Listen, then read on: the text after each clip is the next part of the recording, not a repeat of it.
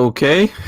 Oh, you know when you lean back on your cheap, crappy chair a little bit too much? Hey, I didn't choose to grow this. Pressing numpad and nothing's happening. Why are you playing it if you're bitching about it? Hey, you kicked the ball over, now you get me. Alright. Fucking broke me legs, mate. Ask more questions and accept it. Midichlorians, motherfucker. Look at our midichlorians. No, it wasn't glorious! Listen, I carried your asses! You did, Tom. Congratulations. Hello there everyone and welcome to Live Gaming Gathering, where we talk about video games, life and everything we find interesting in our daily lives. And today I'm being joined by Ray and Gian. Welcome, gentlemen. Hello. Hello. As always, Gian is enthusiastic as ever. Hey, he's more enthusiastic than I am right now. Shit. I mean, it's morning for you, so... Yeah, it is like 8:30 in the morning as of right now, recording. So I'm using this as a warm-up for my auditions later today. So, haha, kill two birds with one stone. Time zones, you gonna love them, right? Oh, yeah. Anyway, so... Right, today we're gonna talk about video games. What a surprise, right? And today we're gonna talk about childhood video games that affected our lives. And in that matter, well, it doesn't matter if it's childhood games, it could be like modern games, affected you on the personal level. We're gonna talk about that. And maybe we're gonna talk about the modern video game industry, what we could change, what we'd like to change, all that kind of stuff. Also, before I continue, I would love to tell our audio listeners, whoever listening, I see who are downloading the podcast on the audio version, and it would be great. I don't know. Here's the thing. I don't know how about the audio listeners, because I guess they just click to download the audio version of the podcast and they just listen to it and never come back, and they come back for the next one. It would be great if any of you who ever listen on the audio version of the podcast, if you like leave a comment or leave a like or something, just tell us the feedback if you enjoy the podcast or not, because that's one of the easiest way to track for me if people are enjoying what we talk about or how the podcast is going, all that kind of stuff. And Yeah, because we're just going to assume if there's no feedback that everything's all right. And if everything isn't all right, then somebody's got to tell us. We need feedbacks. So yeah, if you're an audio listener, please let us know what you think about the podcast, because I'd love to get some sort of feedback. It will be a like or a dislike or a comment, anything that you think is acceptable. Send threatening letters. We don't know. Oh yeah, or you could do send an email. Ooh. We do have an email, guys. Okay, so back to the main topic, gaming. All right. Yay! Talk about gaming. Okay, so who wants to talk about video games first? Your childhood games, how you got into gaming. Who wants to go first? We'll let Jane go first. Gian, okay, My you go first. Game. Yeah, my first game I ever played on a video game was Super Mario. In that, are you gonna talk about in that voice specifically? No, too much effort. It's me, Chinese Mario. Chinese, I can imagine Chinese Mario. It wasn't even the Super Mario. It was the first Mario that ever Mario. What is the 8-bit Mario? That's the one. Super Mario Brothers on Nintendo, the original. Was Nintendo. this Super Mario? Yeah, that's what it was. Because if I remember correctly, you'd buy the console and it would come bundled with like that and Duck Hunt. Yeah. There was like a cartridge that had it all on one, and I had it when I was a kid. And I could never finish the game. The furthest I went to, I think it was stage 5 with the flying fish. That's the stage I could never pass. That level. Guess what? At that age, I still don't know what is like how do you call it? Rage about gaming. I don't even know. I didn't even know anger. Like if I was now, like if I couldn't pass that stage, I would get like angry and annoyed about. But I used to be like, just keep trying. But I don't even remember how the heck I didn't get angry about the game. It was so frustrating just by thinking about it, that the time I spent on just trying to get the game finished, done. But I just remembered, we talked about, like in the last episode or something, I think it was with Adrian, well, we were talking about our gamer rage moments. And yeah, you're never raging when we play together. Like, any game we play together, you never rage on anything. And I'm just surprised. You troll people. Yeah, I don't think I have ever even seen you get slightly upset, too. like all the videos I made back in the day, League of Legends or Battlefield or whatever, and Gian was playing with us, he never raged. Yeah, he got surprised by something, but he never raged. I rage at games that are like not many games, but like Mario Bros is that type of game I get rage. Like if you don't, for example, if you almost get to the finish point and you die, then you have to start everything over again. That type of game I get angry at. Back in the days before Yes. checkpoints. Yes. Speaking of checkpoints, though, I remember there was a game I played on PS1. It was The Grinch, and my god, that game is really infuriating when it comes to checkpoints and everything, because some levels like require you to like spin on a stick and you have to jump on another stick while you're spinning. Those type of games, like those like mini games in that game, and my god, it was the most frustrating shit ever because you have to be extremely perfect with your jumps, otherwise you're gonna have to start all over again. It's one of the I most... can't remember where it was that I'd seen it, but somewhere along the line I'd seen it a discussion, especially considering Switch with their emulators for the older games. They allow you to do save states and quick saves like PC emulators do. And there's this real big discussion, especially among like younger people who are just like picking up Super Mario Brothers and a lot of these older games that, you know, say don't have checkpoints and stuff like that. And they're like, well, I beat the game. And well, did you use quick saves? Did you use save states? Because if you did, there's a lot of people like me and old school people who are sitting there with their arms crossed going, no, you didn't beat it. You cheated. You saved yourself just before you died and you didn't. So like, I'm kind of interested in that form of the discussion. Like, what do you guys think? Like, do you think like an old game like that never had checkpoints? If you're using like a save state system to artificially make checkpoints, did you really beat the game? Or that's kind of a weird subject. No, that's actually a good question. But in actually, yeah, I actually don't know. Well, in this modern age, we probably will consider that like Dark Souls, like I guess, because Dark Souls doesn't really have a checkpoint. I mean, it does like you have the bonfire checkpoints, but that's like, again, if you're doing something in Dark Souls and you die, you basically start from scratch. Yeah, but if you want a checkpoint, you still have to go back to that bonfire and set the checkpoint. With a save state system, it's like, I'm about ready to jump over this big gap. I'm not 100% sure I'm going to make it. So quick, let me hit, I don't know, F6 or some shit to make a save state. And off we go. I don't know. I actually don't know if it's, if people these days, well, basically cheat with saves. I actually don't know if I mean, you still beat the game, I guess. You still beat the game, fair and square, but with the saves, I don't know. I don't know. I mean, to me, that kind of takes like a level of the white knuckleness out of it. You know what I mean? Where it's yeah, like, I guess. I have to make this jump. I have to beat this level. I have to do it this way. Otherwise, I've got to start completely over again. But if you save state, it's like, well, I could fail and I'll just, you know, reload and back where I was. Haha. I don't. It's kind of a touchy subject.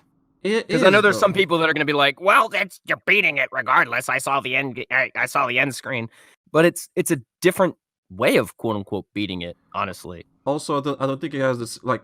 Imagine you actually finish the game right without any saves available, and you actually finish the game. The feeling itself is really remarkable and amazing.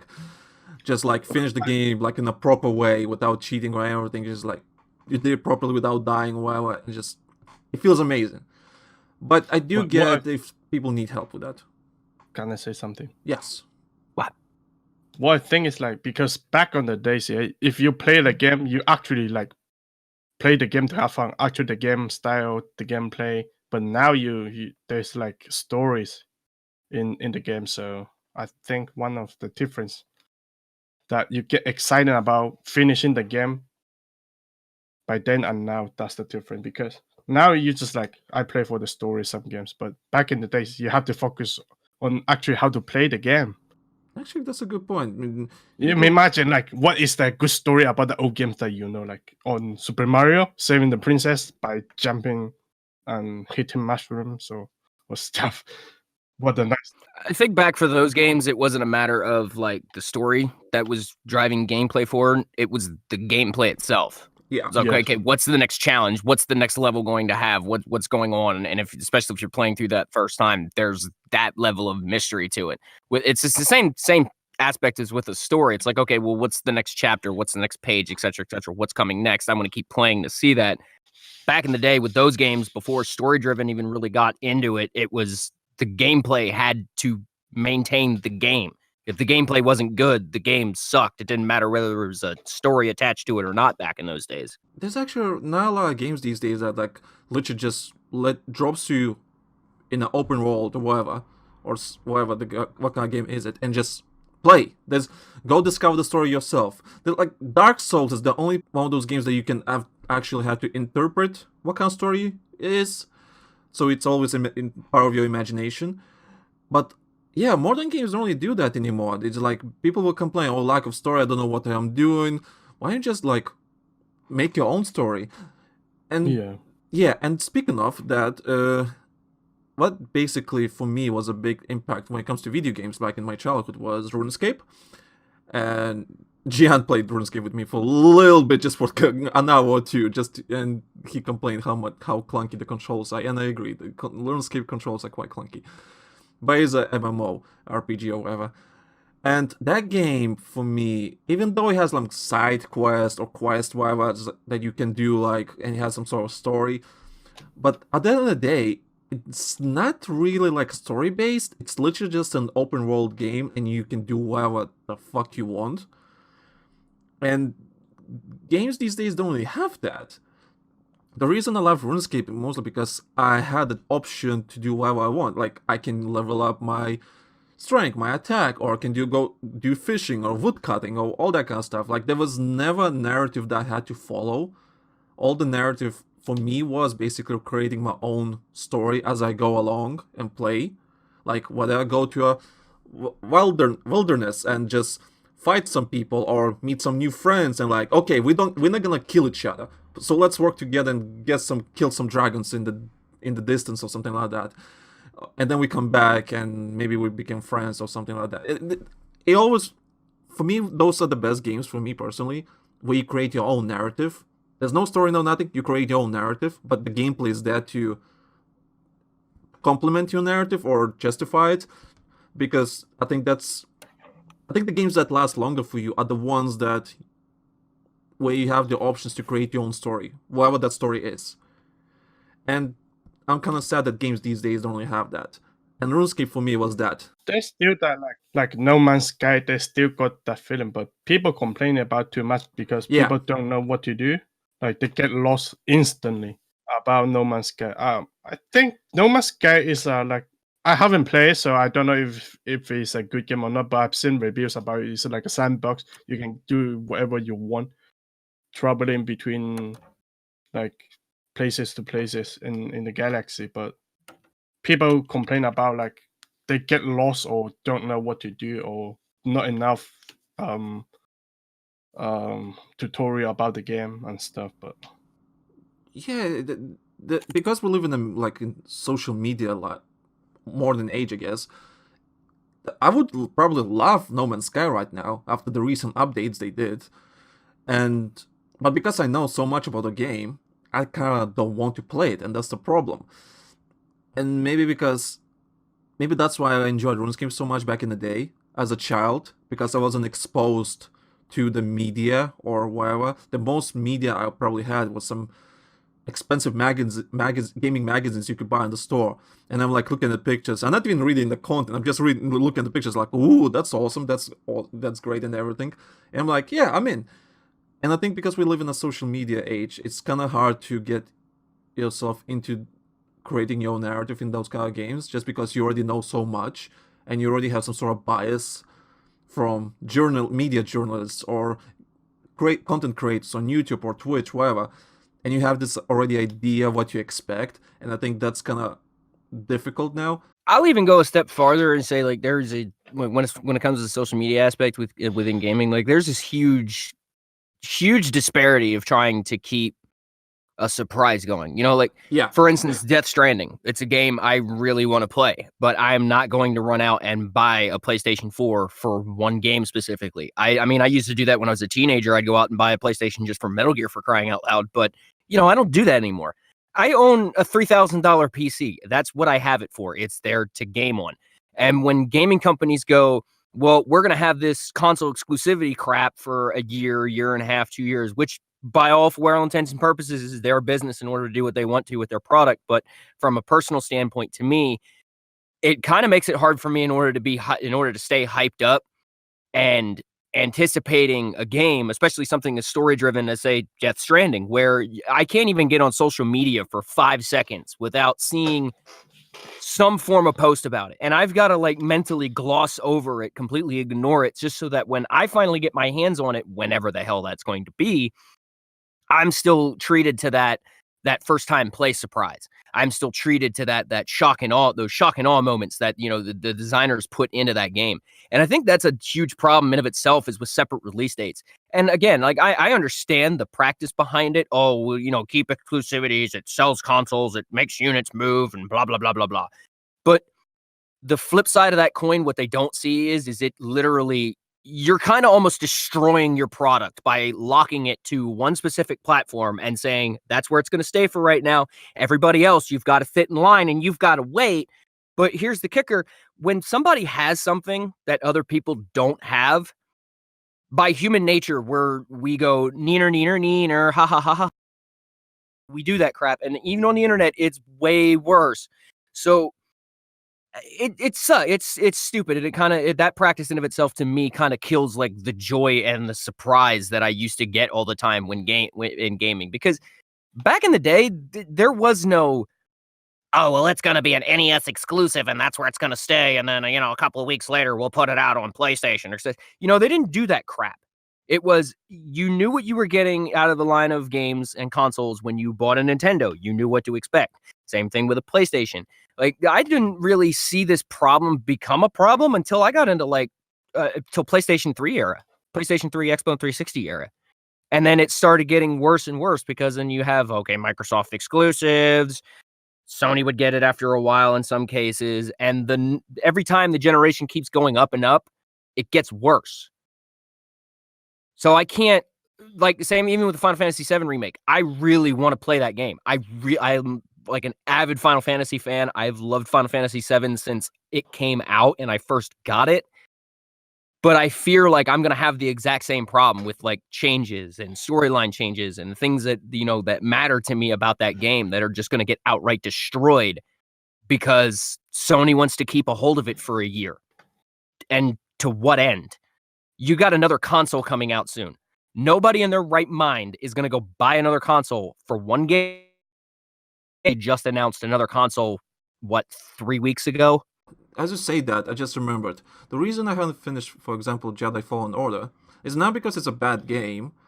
I was interested what the story is going and everything, but I got low-key spoiled on YouTube and Twitter, mostly YouTube, because you know how YouTube algorithm works. As soon as you watch something on Netflix on your PC, it's gonna be fucking recommended on your fucking recommended list on YouTube. Oh, it's gonna be everywhere. Yeah. So as soon as, because I googled some Jedi Fallen Order stuff, it wasn't story based or something like that.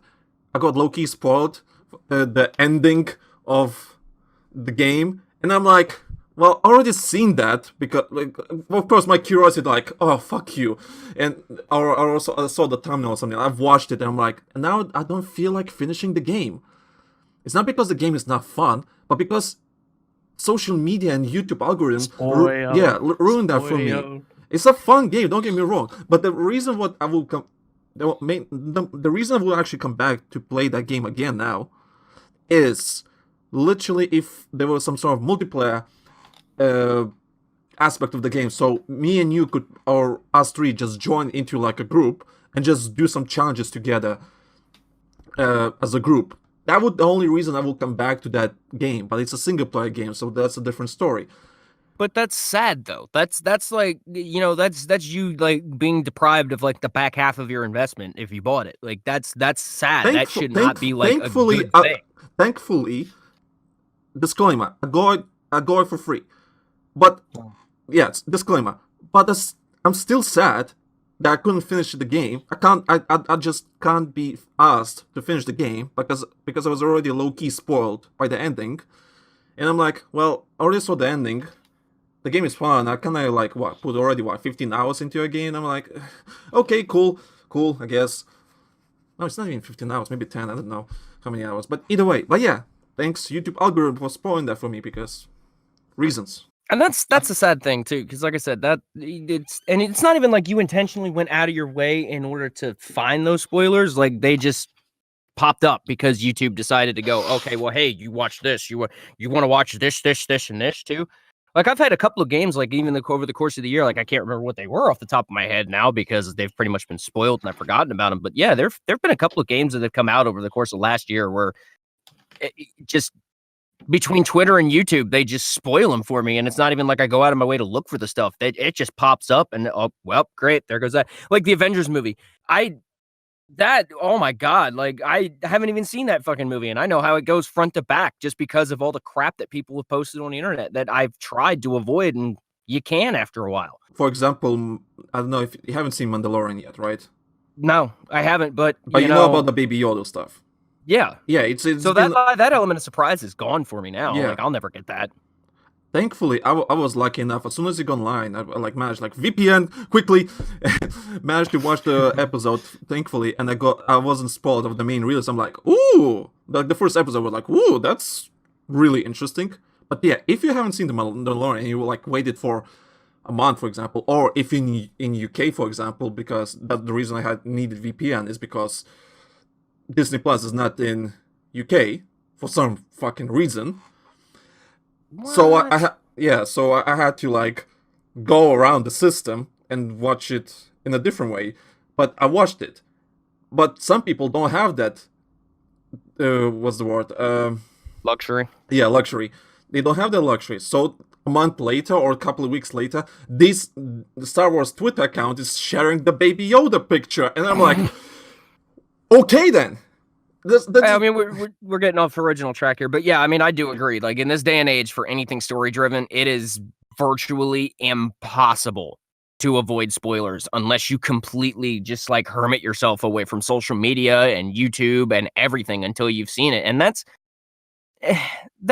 not right. It completely destroys a lot of elements of surprises and stuff that directors and writers and actors and producers and everything put into their products or their productions in order to wow an audience. And it's just sad that it just gets so easily undercut like that.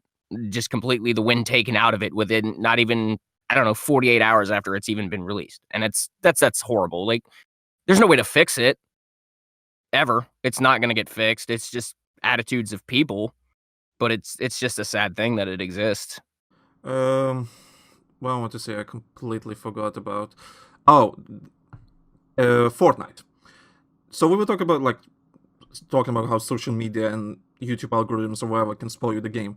Fortnite is kind of evolving with that because, believe it or not, there's a story in Fortnite. Like literal Battle Royale, there's actually a story, and the way they do it at Epic, the way they do it, they put clues or whatever aspects or objects or something in their loading screens on the map, some wallpapers or something like that, or they have those special events like Fortnite has sometimes, for example the Star Wars event, or there was a mech against Pacific Rim type of stuff that was happening in Fortnite, or that when the black hole happened in Fortnite. All that has a story, but you can't really spoil that because you have to do some research what the story is about or figure out, because they never imply there was a story, but they're dropping hints that there's a story and something like that. And I think that's kind of perfect because you discover the story yourself and you kind of create your own narrative. That's like what I said, RuneScape was so good back then for me because I was creating my own narrative. And Fortnite is kind of the same, but it's not. But I do get the idea that instead of having a consistent from A to B plot line, you have this some sort of a mix of mini stories or hints of what the story is all about in Fortnite And I think that's kind of more interesting, or kind of interesting how it evolved with the social media, because you can't spoil it. You just can't. You have to do some research. Otherwise, you're just not gonna notice the story unless you do some research. And that's quite interesting how Fortnite does that. But I give props to that. Hell yeah, I'd never even known Fortnite had a narrative.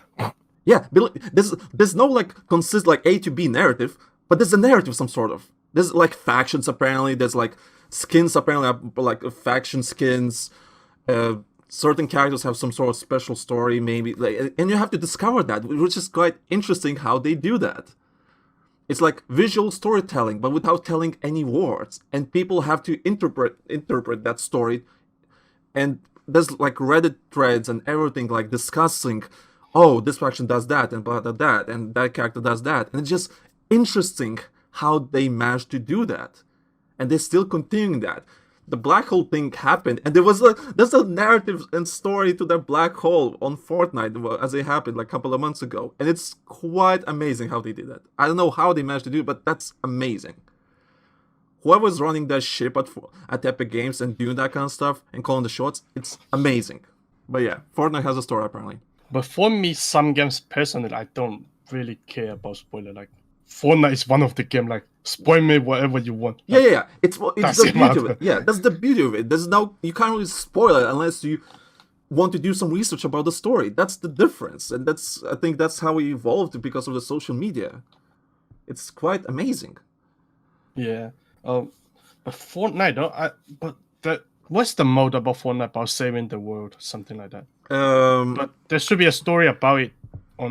There should be a story, right? There's not really a story. It's just like really. I actually don't know. I know what the game is like. Basically, it's a co-op game, and you fight off horde. It's a horde mode, basically. That's what I thought it was. I even just looking at it, I thought it was just like not your run-of-the-mill horde mode. Oh, I almost said it's left horde mode, but yeah. It's Left 4 Dead by Epic Games or something like that, but just with a twist and building and then a bit more creativity, I guess. It's those type of games, which is fine, but it didn't took off because it wasn't that interesting. But as soon as for some reason Battle Royale is more interesting, but whatever, I don't know. Battle Royale is the thing now. Everything is about Battle Royale. Oh yeah, to tell that to Battlefield, that worked out really well. Before Battle Royale, it used to be like MOBA. Oh yeah, everyone wanted the bloody MOBA. I remember Battlefield? Make the MOBA, but they cancel it. It was some EA game that were making a MOBA or something like that. I do remember that. No, the Battlefield one was it like Battlefield had a MOBA? What was that game? Oh, I don't remember. Remember 5 versus 5 on Battlefield. Hey, was it Heroes? Battlefield Heroes by any chance? No, the one that we played. What was it called again? They canceled it.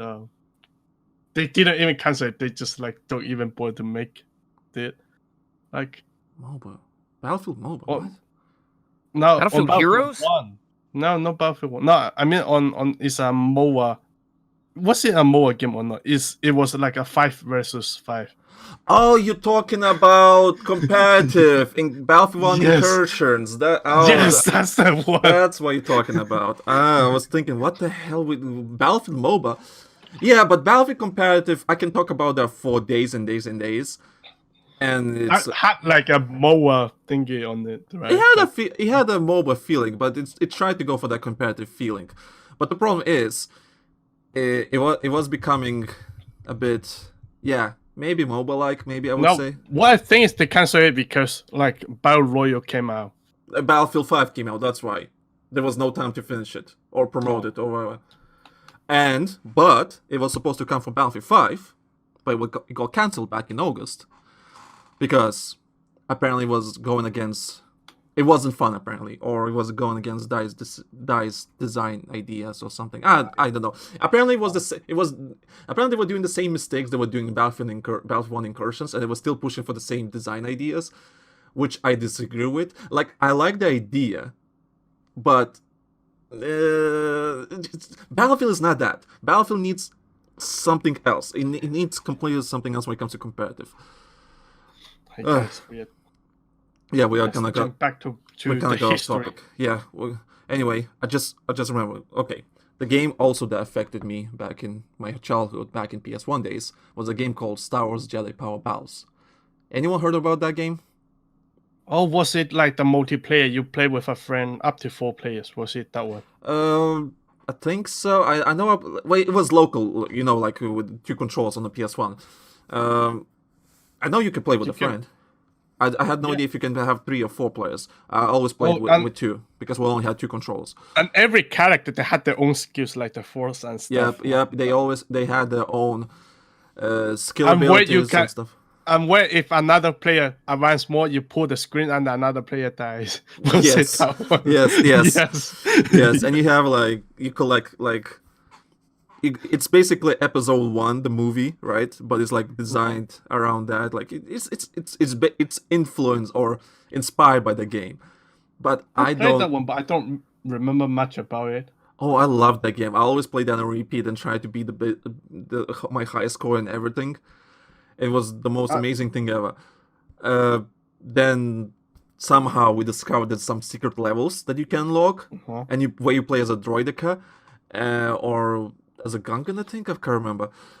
But anyway, that game was so freaking fun, and I remember I tried to master it as much as I can. It was good times, and me and my friend. I remember playing that with my other friends. Oh my god, we can't. We sometimes we annoy others so they die so we can change. So like how we play is like, if you die, you pass the controller to another person. Sometimes we just annoy the another person so he can pass the controller. It's what I just love how that game worked. Like for example, because like you have like life credits or something like lives, and if one of your players like you play together and one of them dies, you lose the credit. And if he can just die 11 times or 10 times in a row, and you just lose the game, and you're like, bitch, what the fuck?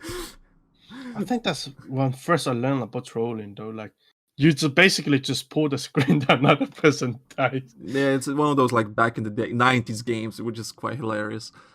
I miss that. There's no games like that anymore. That's sadly. Maybe maybe Nintendo has something similar. I don't know, but Nintendo they do have game like how do you call that? Like they just transfer it to Nintendo. They just explore it into the Switch. That's it. Yeah, the graphics stays the same. Yeah, it could be it. I don't know. I never actually owned a Nintendo game or product. Funny enough, I didn't. What? Yeah, I never owned a Nintendo product. Yeah. For me, it was always okay. Here's my history: PS1, PC, PS3. PC and then PS4 PC. That's my history. For me, it's like Nintendo, the old one, the Super Nintendo, I think it was. Then I went to PS1, PS2, then PC, then PS4. Yeah, that's it. But I'm still using my PC the most, but I got the PS4. I don't know, whoever. God knows the reason why. I got the PS4 just because it was when I was working at Sony, it was like £400. I'm like, fuck yeah, give me that PS4, £400. I'm taking it. Oh, I forgot. I also got a 3DS for Pokemon because I play Pokemon.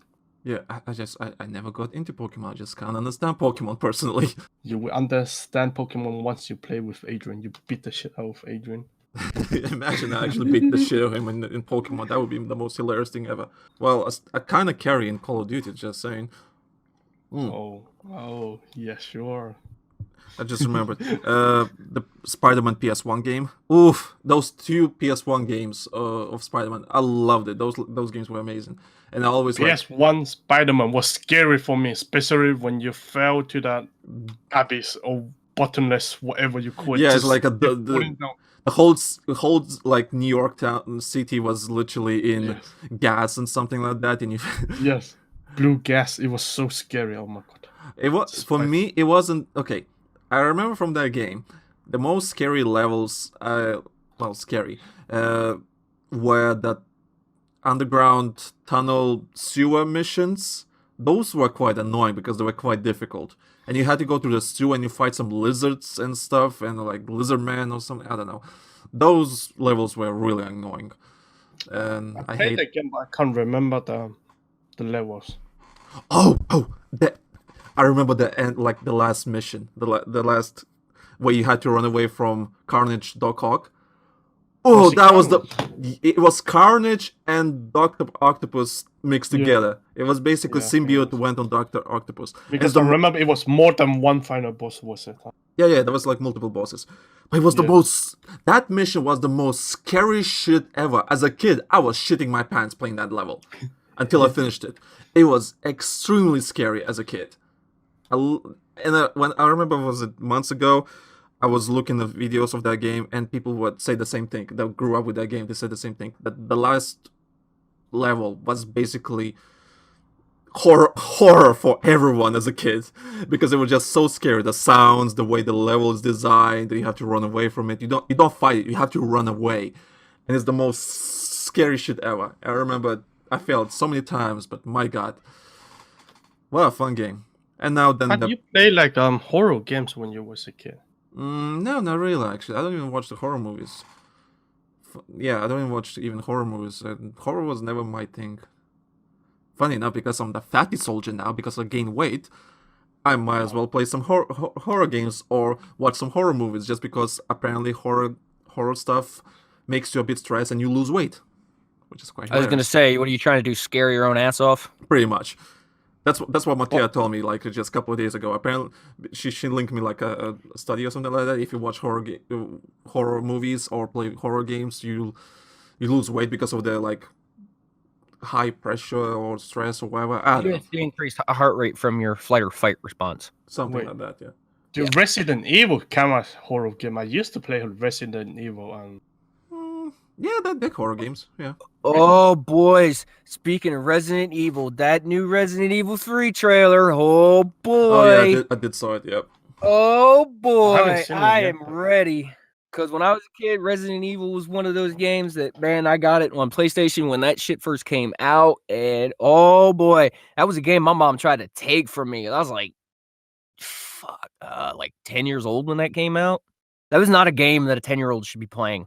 It used to become like horror, but now I see it like just like a zombie game, though. Yeah, action horror, I guess. I don't know. I want to say back in the day it was legitimately scary, but like what made it scary? Was it the environment? Kind of. I mean, it didn't look real realistic.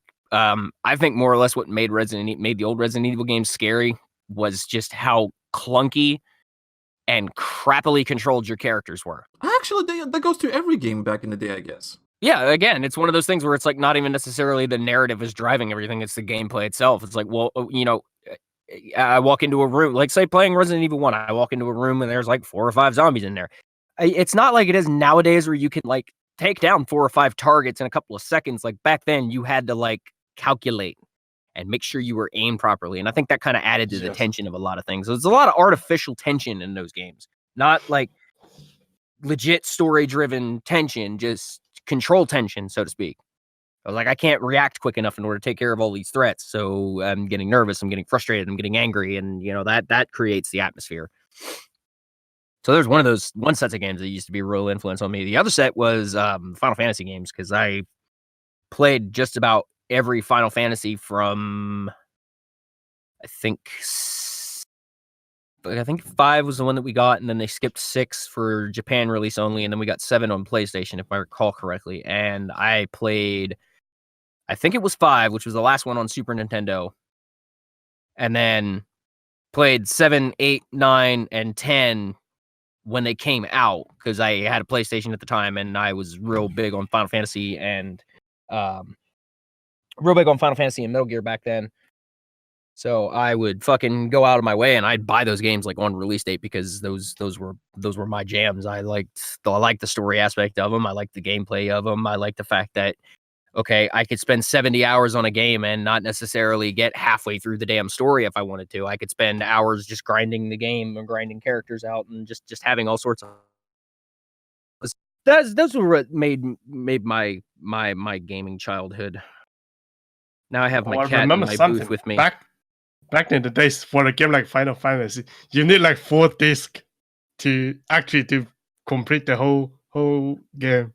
Yeah, 7 was 3 discs, 8 was 4. I think 9 was another 4 disc, and that practice didn't stop until 10 when everything started coming out on DVDs for PlayStation 3 or PlayStation 2. Sorry.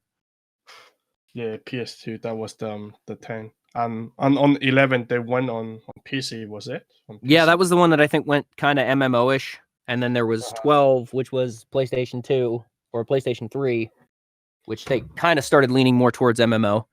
And yeah, and then there was 13, 13.2, et cetera, and we know where that all went from there. But yeah, I remember fucking loving just buying the crap out of those things, like right when they first came out, playing the snot out of them. Like, I'd get like 70, 80, 90 hours on a save file. I think my Final Fantasy X save file was like 120 hours by the time it was all said and done. Because I wanted everything. I wanted all the Aeons, I wanted all the summons, I wanted all the secret stuff. I wanted to get as much out of that game as humanly possible. And same thing with Metal Gear. That was thing another about game those series. games back in the days is sharing information with your friends, like what you discovered, then you just could talk about the same thing with your friend the whole day.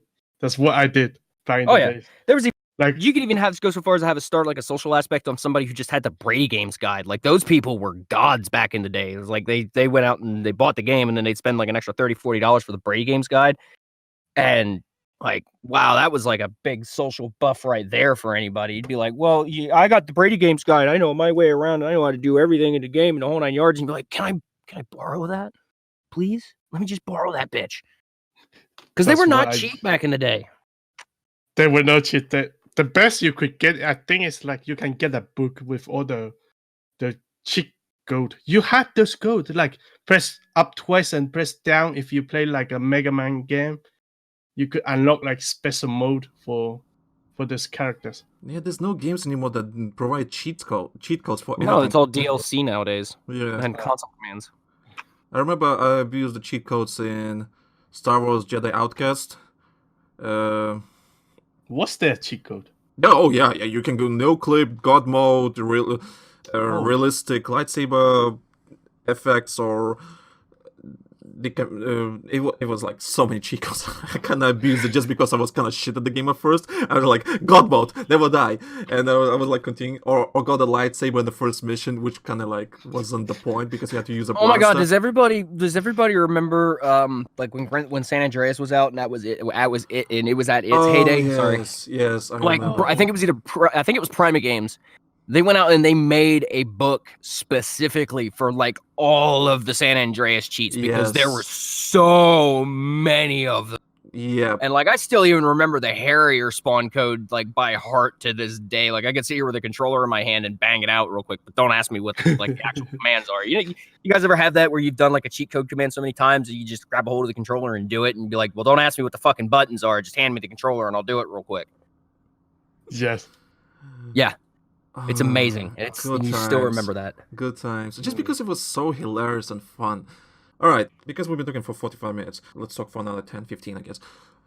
What are your modern games that kind of left an impact on you that you think deserve to be in your childhood nostalgia trophy place, where you put your nostalgia games that brought you all the good times, but what are the modern games that you put in the same category that you think changed your life or your mentality in some shape or form? What kind of modern games did that to you? Probably Battlefield series, but I mean, it's no shock how much, Battlefield affected all of us. We've already been down that road and on that subject before. But go outside of Battlefield, I would probably say the last two Metal Gear games that were made, those had a huge impact on me. Metal Gear Solid 4, the movie, and Metal Gear Solid 5, Phantom Pain. Little joke in there if anybody catches it. Those games really had a big impact on me because every time I play those, I take something different away from them each and every time. Like Final Fantasy VII, that's a game I can go sit back and play over and over and over and over again, save file, hack, and just mow through the story. And I will still take something completely different away from it each time. So any game that is capable of doing that, where I can have either a good multiplayer experience where I can hang out with friends and I can be social and I don't have to really worry about a story-driven thing, just kind of jumping around, have some fun, jump out, off, I go with my day, or a game where I dedicate, 10, 15, 20, 30 hours to a save file and I consistently take something different away each and every time that I play it. Those two types of games are honestly the games that influence me the most, and those are the types of games that I, as a voice actor, I really would like in order to get involved with and stay involved with, because those are what got me into doing this. Those are what keep me in this in wanting in video gaming. Those types of games keep me hanging on. Other stuff, not so much. Gian?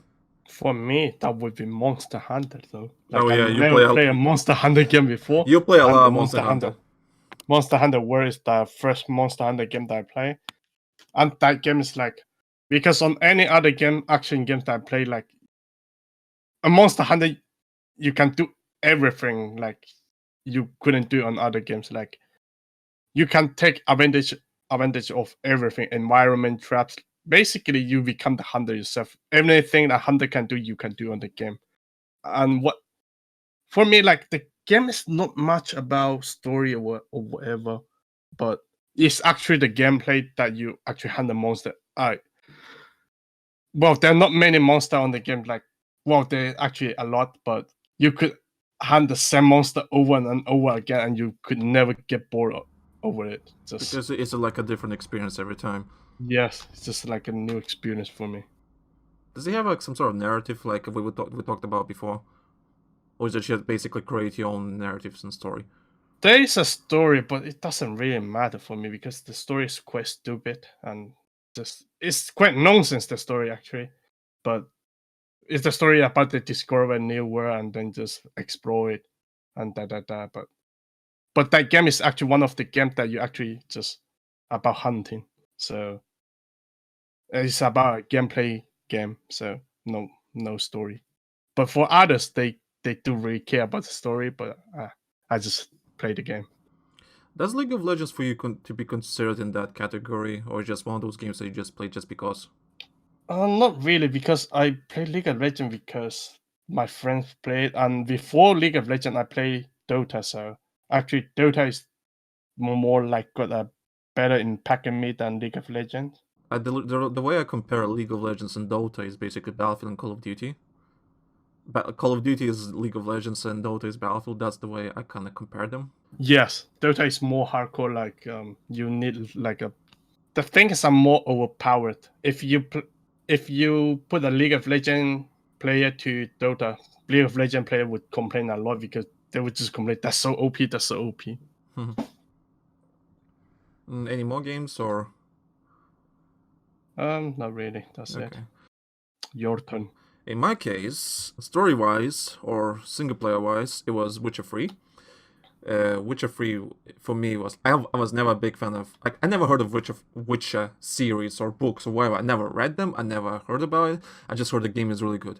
Decided to try it, and holy shit, I became a fan just because of the game. Witcher 3 was the most amazing single-player games I ever played in the modern era. It's one of the best things ever. I still put as the best game every decade. Battlefield series, obviously, like that's not a surprise. Battlefield always been the number one shooter for me in my life and always will be, I think. It's not gonna replace that special place in my heart. Even though I started with Battlefield 2, but I never really played Battlefield 2.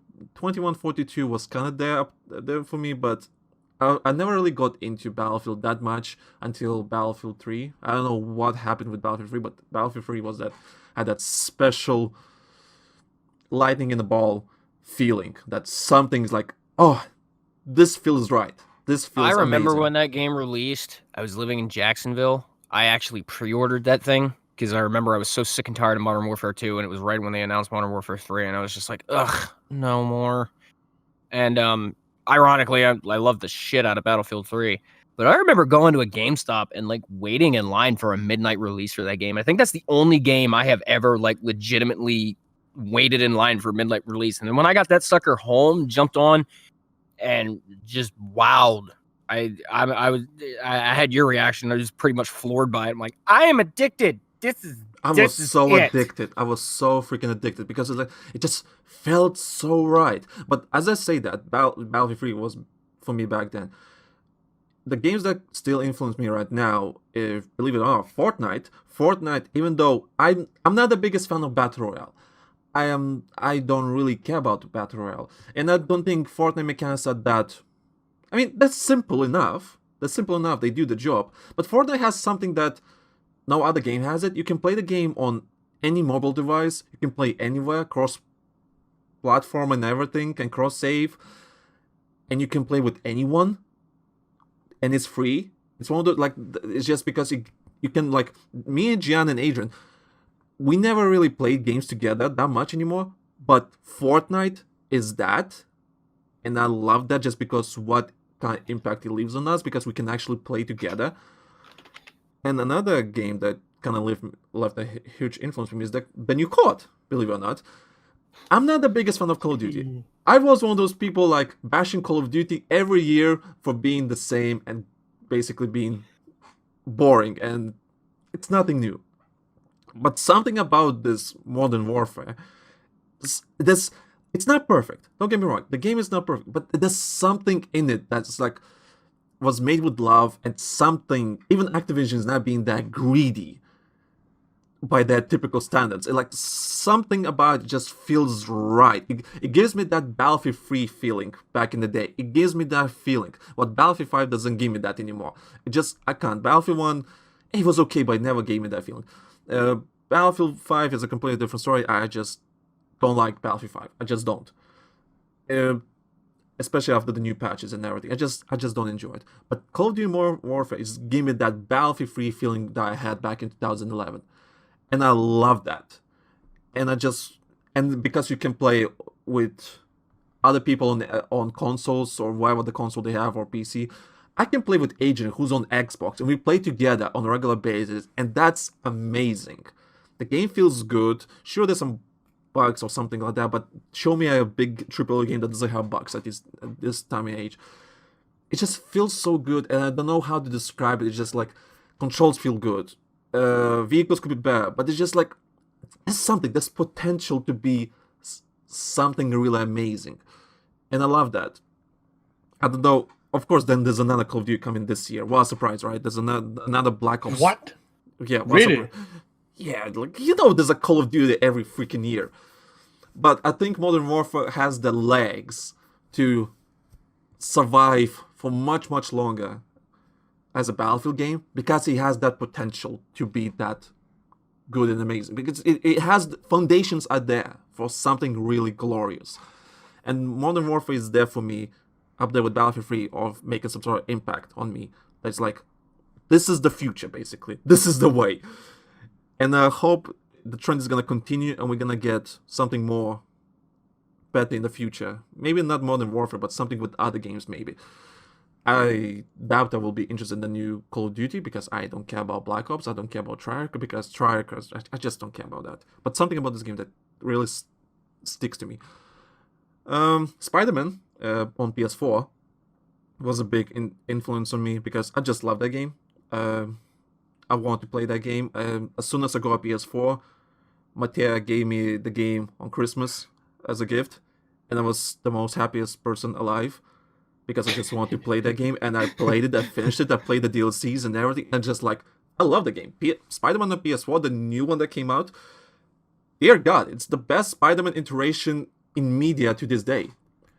Like, I think it's... Hold on, you have to put that asterisk in there, since Spider-Man the movie 2 game, because that is, I mean, the new Spider-Man game gets compared to that one a lot, and just watching footage, I can see why, because I played the shit out of the old one. Funny thing, I never played the PS2 game, but I played the PC version, and it's those games are completely different in terms of game design and mechanics and everything. I don't know what happened. I don't know how the hell those games are so different. But yeah, the PS4 Spider-Man, I think, is the best Spider-Man iteration ever. Better than any movie that came out. Listen, I love Tobey Maguire movies, but they're cheesy. Andrew Garfield is still one of my favorite Spider-Man. Tom Holland is fine, but I think he's being clutched or with the MCU stuff. I think MCU kind of ruins him, even though it's great that he's in the MCU, but it kind of ruins him. But Spider-Man on PS4, dear God, it's so good. It's just like this is the true Spider-Man I always want in my life. It's the pinnacle of Spider-Man for me there, and it's one of those games that really affected me. Like, yes, please, more of this. Is it good enough for you to delete the save data and start all over again? Yes, it's actually one of those games that I'm like, yes, I am more than happy to play this again because the mechanics and how it makes you feel fly through the city and everything, it just feels so good. It feels so good. I kind of wish I could go back and like delete my save file and play Metal Gear 5 all over again. But I've noticed that there's this slight problem in a lot of modern story-driven games where you can't even delete the save data and go back and start from scratch again. You know what I mean? Yeah, Like, that's yeah. There's quite a few games that are like that, and it kind of sucks because you can't. You play through Metal Gear Solid 5, you play through Phantom Pain, you can't start to finish play it like you did the first playthrough exactly again. Like Metal Gear Solid 1, I could pick that game up and not bother loading my save file and start from scratch all over again, play it through like I did the first time. Do the same thing with Metal Gear 2, Metal Gear 3, Metal Gear 4, etc., etc. We got to 5, and for some reason, I guess Konami was just like, no, we don't want you to replay this again. Just select your missions, bitch, and go back to it. And I wasn't. That kind of sucked. Like if there's a game developer listening out there right now, come on, like fight for new games, not just New Game Plus. I mean, I love New Game Plus, don't get me wrong, but there's just sometimes where I just want to start it over from scratch and either A, relive my experience, or B, try to have that same experience but in a different way without the game trying to hold my hand again because I've beaten it already. There's not a lot of games these days that do that, funny enough. There's not a lot of games anymore that really, I don't know, it kind of and I hate to say something like this, but it's kind of starting to feel like with the way the state of gaming is, it's getting to the point where, all right, you've had your fun, you've played through it once, that's it, you're done. Go buy the DLC or buy a new game that it's coming out in a couple of months. Yeah, buy the next title, or hey, if you really absolutely want to play it all over again, you could always start another account up and buy it again. Pretty much. That sucks. I mean, that completely undercuts the whole reason of a single player game. That's my experience. That's what I want. That's what I bought it for. Not to just like, video games are not a movie where it's like you digest it one time and that's all you're going to get out of it. And that's all there is to it. It's like, no, with video games, you can play at the same level a multitude of different times and get a completely different experience out of it. And in some movies you can kind of sit and watch a movie over and over again and get something different out of it. There are a handful of movies that allow that. But with video games, that's like its bread and butter is the replayability of it. Because you notice that's one term that's tossed around a lot, replayability. If there's no replayability to it, there's no value to it as far as a lot of people are concerned. So what happened to that dogma? Did we just give up on that? Did we all just collectively say, well, once and done is enough, I guess. On to the multiplayer. Off we go. I think it's because of the revenue.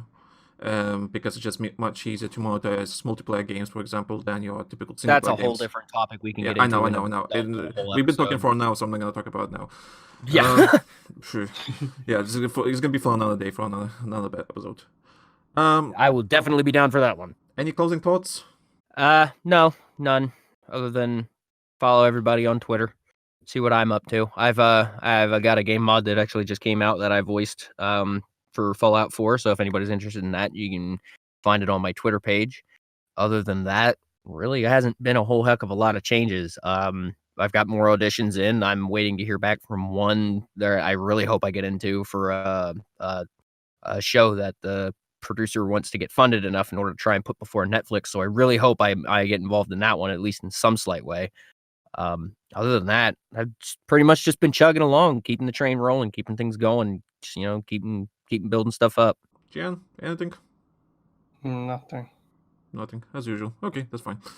I wanted to ask, when's Comic-Con? I remembered May.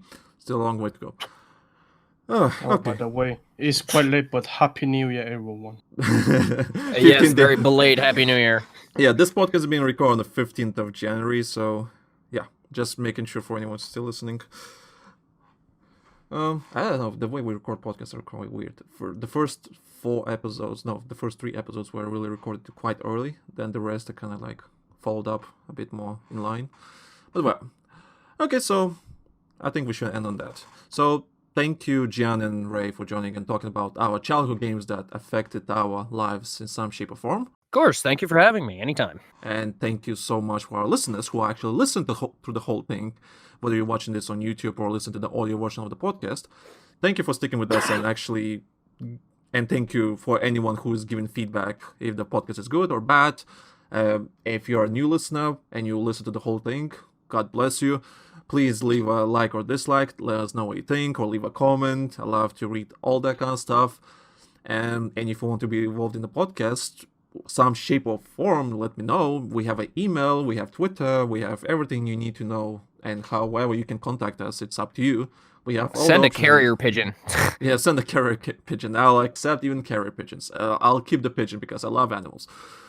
And if there's anything you guys would like to hear us talk about, discuss, hear our opinions on, go ahead and leave it in the comment section. Like Tom said, send us an email, send us any kind of suggestion, or even, like I said, tie a note to a carrier pigeon and send it to Tom's doorstep. Yep, or send a cat. I'll keep the cat too. Actually, I'll send any cat animal to me. I'll keep it because I love animals. And it will be the new mascot. Oh yeah, will be our podcast mascot. Bloody hell! No, I want that. Don't send the animal to me. Yeah, don't send it to Gian because he's Chinese. So don't send it to him. Don't send animals to him. Oh my god! We know how's that gonna happen, so please don't. Ah, shit. Anyway, okay. On that note, see you guys in the next one, and thank you for listening. Bye. Bye-bye. Your hands upon